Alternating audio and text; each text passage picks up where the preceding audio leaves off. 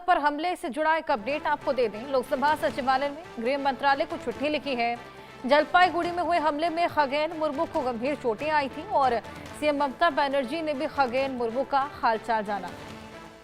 तो टीएमसी पर लगातार जिस तरीके से जंगल राज के आरोप लग रहे थे, खगेन मुर्मू जो कि वहां पर बाढ़ पीड़ितों का हालात जानने के लिए गए थे, वहीं पर उन पर भीषण हमला बोल दिया जाता है जिसमें उनके सर में चोटें आती हैं गंभीर और बेहद ज्यादा उनका खून भी बह गया था। अब इसी को लेकर हमने देखा कि दिल्ली में भी बंगाल भवन के बाद खासा विवाद देखने को मिला था, प्रदर्शन किया जा रहा था, प्रोटेस्ट देखने को मिला। वहीं अब लोकसभा सचिवालय ने गृह मंत्रालय को एक चिट्ठी लिखी है। जलपाईगुड़ी में जो हमला हुआ था, सांसद को गंभीर चोटें आई हैं और अब इस हमले में एक्शन की मांग की जा रही है। हालांकि सीएम ममता बनर्जी ने भी खगेन मुर्मू का हालचाल जानती हुई नजर आई।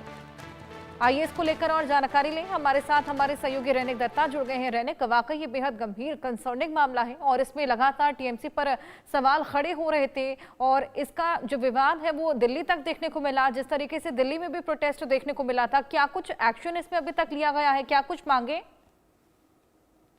देखिए, खगेन मुर्मू के ऊपर जिस तरीके से हमले का घटना घटाया गया है, जब वो रिलीफ मटेरियल पहुंचाने जा रहे थे नागराकाटा एरिया में, इस तरीके से उनके गाड़ी के ऊपर हमला किया गया है, उनके ऊपर हमला किया गया है। पत्थर फेंकने की वजह से खगेन मुर्मू को बुरी तरीके से चोट लगने की वजह से उनको हॉस्पिटलाइज करना पड़ा है। ये पूरा मामले पर अभी तक वेस्ट बंगाल गवर्नमेंट की तरफ से, पुलिस की तरफ से क्या एक्शन लिया गया है, वो रिपोर्ट ही अभी जानने का कोशिश जो है वो लोकसभा सचिवालय की तरफ से चिट्ठी में बताया गया है। लोकसभा सचिवालय की तरफ से होम मिनिस्ट्री को जो चिट्ठी भेजा गया है उसमें साफ जिक्र किया गया है कि 3 दिन के अंदर वेस्ट बंगाल गवर्नमेंट को रिपोर्ट देना पड़ेगा कि ये पूरा घटना के बाद वेस्ट बंगाल गवर्नमेंट की तरफ से या तो वेस्ट बंगाल पुलिस की तरफ से क्या एक्शन लिया गया है। क्योंकि जैसा कि बीजेपी की तरफ से भी दावा किया जा रहा था कि ये घटना घटने के बाद से पुलिस की तरफ से इस घटने पर जो आरोपी है उनके खिलाफ में कोई कार्रवाई नहीं किया जा रहा है, उनको गिरफ्तार करने का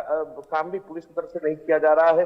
पुलिस उधर मौजूद था मगर उसके बावजूद भी पुलिस की तरफ से कोई एक्शन नहीं लिया गया है, ऐसा आरोप भी बीजेपी की तरफ से उठाया गया है। दूसरी तरफ अगर देखा जाए तो खगेन मुर्मू का जो कंडीशन, हेल्थ कंडीशन, वो बहुत ही डिटोरेट हो रहा है। उनका जो चेहरा है, उस चेहरे का जो हार है उसमें चोट लगा है, उनको ऑपरेट करना पड़ सकता है, ऐसा भी डॉक्टर की तरफ से कहा जा रहा है। और दूसरी तरफ बंगाल बीजेपी का जो अपोजिशन लीडर है शुभेंदु अधिकारी, उनकी तरफ से कहा गया है कि अगर खगेन मुर्मू का सिचुएशन खराब हो तो उनको दिल्ली एम्स में ट्रांसफर भी किया जा सकता है, ऐसा भी डॉक्टर के साथ कंसल्ट बंगाल बीजेपी का जो कार्यकर्ता है उनकी तरफ से किया जा रहा है। और इसी सिचुएशन के बीच में ही कल ममता बनर्जी भी खगेन मुर्मू के साथ मुलाकात किए, वो हॉस्पिटल में पहुंची थी। पहुंचने के बाद खगेन मुर्मू के साथ बातचीत हुआ। बातचीत होने के बाद ममता बनर्जी की तरफ से बयान दिया गया कि जो भी इस घटना के साथ शामिल है उनके खिलाफ में कार्रवाई किया जाएगा, इस तरीके का घटना